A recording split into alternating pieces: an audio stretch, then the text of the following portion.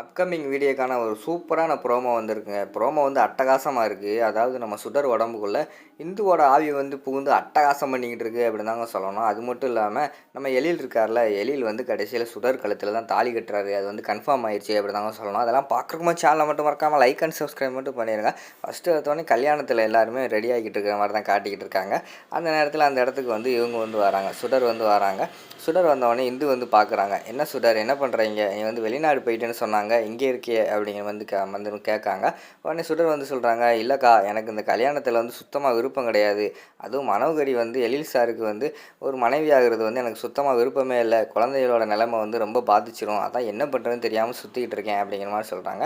இப்போ ஒரே வழி வந்து கல்யாண பொண்ணாக நீ போய் உட்காரணும் அப்படிங்கிற மாதிரி சொல்கிறாங்க. அக்கா என்னக்கா சொல்கிறீங்க, நீங்கள் பாட்டில் கல்யாணத்தை நிப்பாட்டுறேன்னு தான் சொன்னேன், எனக்கு என் கூட கல்யாணம் பண்ணணும் அப்படின்னு நான் வந்து சொல்லவே இல்லையேக்கா அப்படிங்கிற மாதிரி சொல்கிறாங்க. இதுக்கு இருக்கிற ஒரே வழி வந்து கல்யாணத்தை நிப்பாட்டுறதான். எப்படினாலும் வந்து கல்யாண பொண்ணு வந்து பரதா மாதிரி போட்டுட்டு சேலையை தலையில் மூடிட்டு தான் வருவாங்க. எப்படியாவது ஆள் மாறாட்டம் பண்ணி நீ கல்யாணம் பண்ணிக்கோ அப்படிங்கிற மாதிரி வந்து நம்ம இந்து வந்து சொல்கிறாங்க.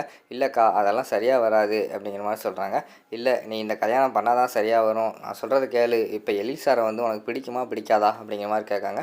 எழில் சாரை பிடிக்காமல் யாராவது இருப்பாங்களாக்கா, அதெல்லாம் எழில் சாரை பிடிக்கும் அப்படிங்கிற மாதிரி வந்து நம்ம சுடர் சொல்கிறாங்க. அப்போ தான் உனக்கு பிடிக்குதுல்ல, அப்போலாம் நீயே போய் கல்யாணம் பண்ணிக்கோ அப்படிங்கிற மாதிரி சொல்கிறாங்க. இதெல்லாம் சரியாக வராதுக்கா, ஆனால் கல்யாணத்தை நிப்பாட்டணும் அப்படிங்கிற மாதிரி சொல்கிறாங்க. உடனே வந்து நம்ம இந்து வந்து சொல்கிறாங்க, இப்போ என்ன உனக்கு கல்யாணத்தை நிப்பாட்டணும் அவ்வளோதானே, நான் இருக்கேன் விடு அப்படின்னு சொல்லிட்டு டக்குன்னு சுடரோட உடம்புக்குள்ளே புகுந்துடுறாங்க நம்ம இந்து. அதுக்கடுத்து சுடராக மாறிடுறாங்க. விறுவிறுன்னு போய் நம்ம மனோகரிட்ட வீரவசனமெல்லாம் பேசுகிறாங்க. என்ன நான் சொன்னேன்ல, இந்த கல்யாணத்தை நிப்பாட்டுவேன்னு சொன்னேன்ல, கண்டிப்பாக நான் நிப்பாட்ட தான் போகிறேன் அப்படிங்கிற மாதிரி சொல்கிறாங்க.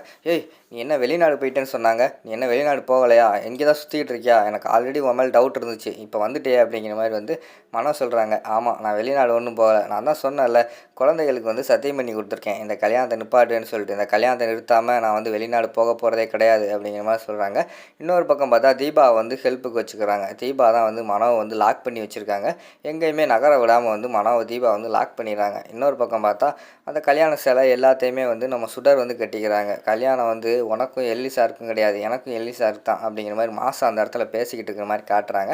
ஆனால் சுடரோட உடம்புக்குள்ளே இருக்கிறது வந்து இந்துவோட ஆவி தானே. இந்த இந்துவோட ஆவி வந்து பேசுகிற மாதிரி காட்டுறாங்க. என்னை மன்னிச்சிரு சுடர், கண்டிப்பாக மனோ கூட வந்து கல்யாணம் நடந்துச்சுன்னா அந்த கல்யாணம் நல்லாவும் இருக்காது, குழந்தைகளோட வாழ்க்கை வந்து ரொம்ப பாதிச்சிடும். அதனால தான் நான் இந்த முடிவு எடுத்தேன், தயவுசெய்து என்னை மன்னிச்சிரு அப்படின்னு சொல்லிட்டு மட மேடையிலெல்லாம் போய் உட்காந்துடுறாங்க. நம்ம சுடர் தான் உட்காந்துருக்காங்க, முக்காடு போட்டு மூஞ்சியெல்லாம் தெரியாத மாதிரி உட்காந்துருக்காங்க. குழந்தை வேறு ஒரு பக்கம் தேடிக்கிட்டு இருக்கிற மாதிரி காட்டுறாங்க. என்ன இந்த சுடர் வந்து நம்மகிட்ட சொன்னால் என்ன ஆனாலும் பரவாயில்ல, சத்தியமாக நான் வந்து இந்த கல்யாணத்தை நிப்பாட்டிடுவேன் அப்படின்னு சொல்லிட்டு நம்மகிட்ட சொன்னான். கடைசியில் பார்த்தா அவள் இல்லையே, இப்போ மனோகரி ஆண்டு கூட கல்யாணம் நடந்துச்சா அவ்வளோதான் அப்படின்னு சொல்லிட்டு கவிஞெல்லாம் பேசிக்கிட்டு இருக்கிற மாதிரி காட்டிக்கிட்டு இருக்காங்க.